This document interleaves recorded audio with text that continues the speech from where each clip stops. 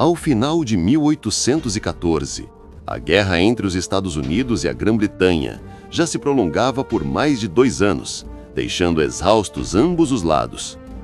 Com a derrota definitiva de Napoleão na Europa, Londres pôde deslocar atenção e recursos para a negociação de um acordo de paz que encerrasse o conflito na América do Norte. O local escolhido para as negociações foi a cidade de Ghent, na Bélgica, então parte dos Países Baixos, que oferecia neutralidade política e segurança para os plenipotenciários. A escolha do local buscava criar um ambiente imparcial, evitando que nenhuma das partes se sentisse em desvantagem territorial ou diplomática. As negociações começaram em agosto de 1814, com representantes norte-americanos e britânicos reunidos sob intensa pressão de seus respectivos governos. Ambas as delegações carregavam agendas complexas, exigindo equilíbrio entre interesses territoriais, comerciais e políticos, bem como a necessidade de restaurar a paz de forma duradoura.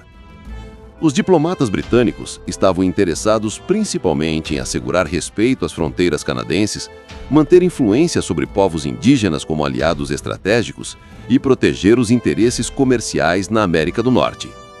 Ao mesmo tempo, buscavam encerrar rapidamente o conflito para evitar custos prolongados em tropas e suprimentos. Do lado americano, a delegação liderada por John Quincy Adams, James A. Bayard e Henry Clay defendia a preservação da soberania, a proteção territorial e a recuperação do prestígio nacional após as humilhações em Washington e os sucessos britânicos em Baltimore. Durante semanas, as conversas se concentraram em questões delicadas: o retorno de territórios ocupados, compensações por danos e a definição clara das fronteiras entre Estados Unidos e Canadá, mantendo o equilíbrio político e estratégico entre as nações. Uma das questões mais sensíveis foi a impressment de marinheiros americanos pela Marinha Britânica, prática que havia sido uma das causas originais da guerra. Apesar das negociações, a Grã-Bretanha não se comprometeu a reconhecer a ilegalidade da prática, e os americanos tiveram de aceitar que o assunto permaneceria em aberto. Outra questão de complexidade elevada envolvia os povos indígenas que haviam lutado ao lado dos britânicos. A delegação britânica buscava garantir algum tipo de proteção territorial, enquanto os americanos resistiam a qualquer interferência que limitasse a expansão para o oeste, resultando em concessões mútuas limitadas. A negociação exigiu paciência e habilidade diplomática, pois ambos os lados buscavam preservar a face perante suas populações e governos. Concessões simbólicas e ajustes mínimos nas fronteiras ajudaram a criar um acordo viável, mesmo sem resolução completa de todas as disputas. Ao longo de setembro e outubro de 1814, as discussões tornaram-se mais intensas, com cada delegação apresentando mapas detalhados, relatórios de tropas e análise de áreas estratégicas, tentando consolidar acordos sobre territórios específicos e zonas de influência econômica. Finalmente, em dezembro de 1814, após meses de negociações, o Tratado de Ghent foi assinado. O acordo refletia essencialmente o status quo ante bellum, restaurando as fronteiras e posses territoriais à situação anterior à guerra, sem gerar perdas significativas para nenhuma das partes.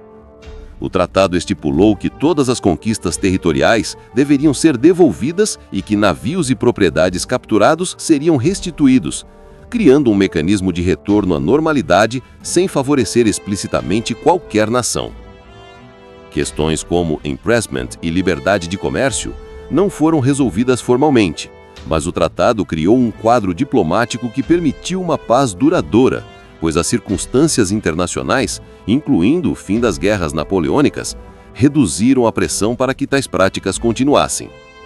Outro ponto importante foi a ausência de imposição de indenizações ou compensações financeiras, permitindo que ambas as nações pudessem encarar a paz sem humilhação ou perdas econômicas severas. Essa abordagem conciliatória ajudou a preservar futuras relações diplomáticas.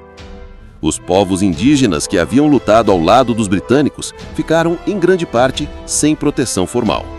O tratado não reconheceu novas reservas ou direitos específicos, abrindo caminho para a contínua expansão norte-americana para o oeste, com consequências significativas para essas comunidades.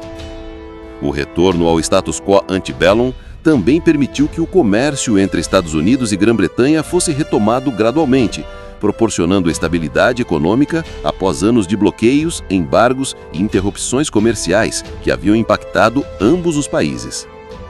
A ratificação do tratado exigiu processos internos. O Senado americano aprovou o documento em fevereiro de 1815, com ampla maioria, consolidando formalmente o fim das hostilidades e encerrando o conflito de forma diplomática.